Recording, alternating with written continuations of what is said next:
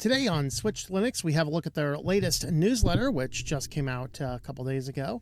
And of course, they were a little bit late releasing this one, but there's a lot of things in here. And what is most interesting to me is the complete lack of the discussion of age verification, which is kind of exactly what I said they were going to do to begin with. This is an organization that doesn't really care a whole lot about what the U.S. says. It's focused a whole lot on privacy. So if something is implemented in System D or in some other system, they may or may not actually block it. I don't know. We'll just have to see. I mean, just remember, this is a distro built on Ubuntu, and when Ubuntu went full into Snap, they were the most active distribution in blocking Snap unless you explicitly take steps to allow it. So who knows what they're going to do with all of that? Because with everybody talking about age verification, there's no discussion of it. And that is, in its odd little way, a comforting thing. But let's go ahead and talk about what it does talk about. So in the latest, they did actually mention a change in strategy, and we talked briefly about this, but they weren't sure exactly which direction they were going to do. So they end up making 3 specific decisions, and they have a whole bunch of other decisions that are yet to be made. So what they have decided, number 1 is Linux Mint will have a longer development cycle.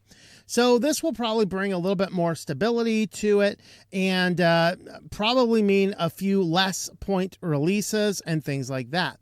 But with that comes maybe a greater emphasis on security and things like that. They will, the next release is planned for around Christmas of 2026.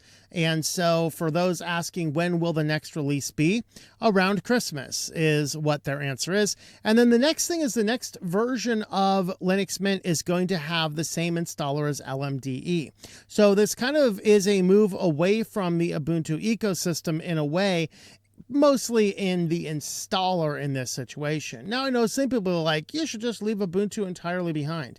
And there's arguments that you could make on both sides of that coin, and I'm not going to argue either of those here today. But what is interesting here is that the installer on LMDE, that installer does work really well. And they mentioned down here what it actually carries with it. Let's see if we can find information on the installer. So the live installer replaces Ubiquiti, which is what Ubuntu is using. It has support for OEM installations. It can do BIOS or EFI installation. It supports Secure Boot, and you can do LVM and Lux in it. Curiously, something Ubuntu is not necessarily doing. Well, they are. We talked about that. So that's really the biggest change we are going to see is the distribution is going to come out a little bit later, and it's going to have a different installer even on the Ubuntu version. But this actually means it's going to have the same installer no matter you're doing an LMDE or the Ubuntu version. So, and I haven't seen, I do know there was a bug on the installer. I think it was on the Ubuntu installer if you had 2 hard drives in there. It tended to, despite where you'd tell it to install the bootloader, it would go ahead and install it on the first drive no matter what, even if you chose the second. So I think that was the one in the Ubuntu installer, and I haven't tested the one in the Debian installer, but the LMDE installer.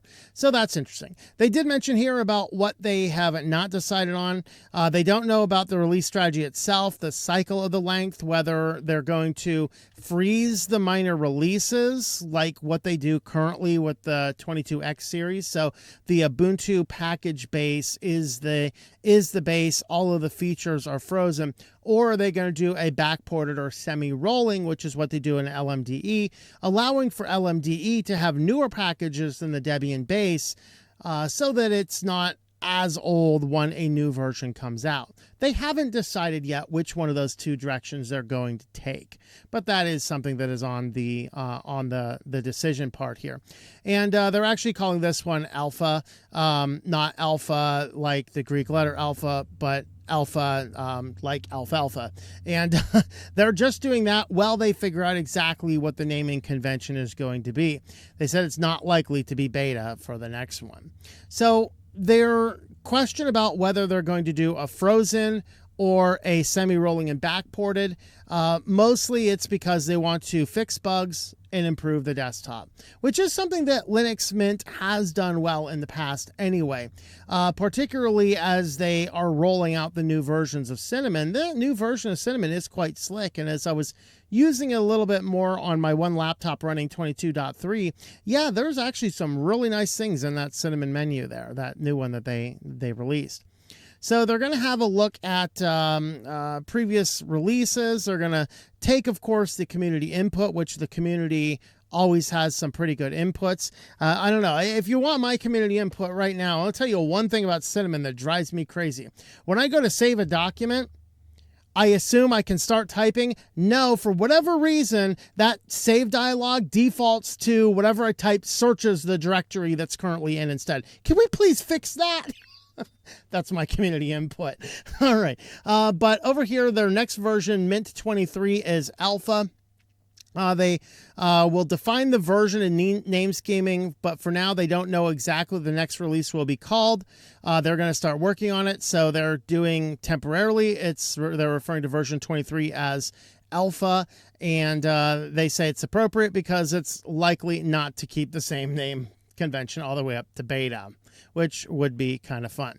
So the current version of the current version of Linux Mint 23 Alpha is going to ship with the Ubuntu 26.04 LTS, which is still on the way, still not out yet, but hey, by December, it'll be here. I promise. In fact, there'll be another one out by then, in fact. They'll have Linux kernel 7. They'll have the Cinnamon 6.7 unstable, so the next development version of Cinnamon. And they're doing this so they can include the new Wayland screensaver. This way they can test it earlier on rather than later in the cycle. And so it's going to be a whole lot more compatible with Wayland for those that want Wayland. That's not me. I'll be sticking with X as long as I can. You can pull your Xorg out of my cold, dead hands. All right. But for those that do want Wayland, then it will have, the next version will have the new things, the things that have been holding up Wayland support in the mainstream in Linux Mint will be shipped in that next version so that they can get better testing of it. The CJS 140, this is the Cinnamon JavaScript interpreter, so just some improvements in how the widgets and things like that are handled.